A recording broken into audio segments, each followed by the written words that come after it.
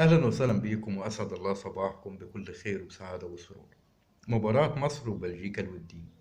ستقام مباراة مصر وبلجيكا الودية يا جماعة يوم الجمعة 18/11 أو 18 نوفمبر، الساعة 4 عصرا بتوقيت القاهرة. الملعب طبعا هو ملعب جابر الأحمد بدولة الكويت. ستذاع المباراة على قنوات الكويت، أيضا ستذاع على قناة أون تايم سبورت مصر، طبعا الساعة 4 بتوقيت القاهرة.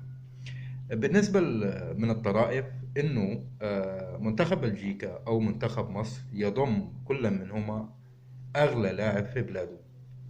المنتخب المصري يضم لاعبنا الكبير محمد صلاح لاعب ليفربول بقيمة تسويقية 80 مليون يورو. أيضا يجي بالنسبة لبلجيكا كيفن دي بروين، طبعا بنفس القيمة 80 مليون يورو أيضا، وبيلعب في مانشستر سيتي. طبعا لو قلنا القيمة التسويقية لكل فريق من الفريقين طبعا فرق شاسع. القيمة التسويقية لفريق منتخب مصر 137 مليون و650 ألف. شوف الفرق بين طبعا بلجيكا، القيمة التسويقية لمنتخب بلجيكا 563 مليون و200 ألف.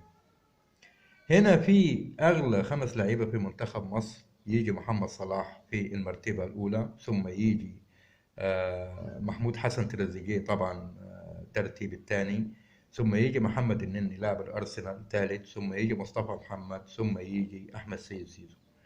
طبعا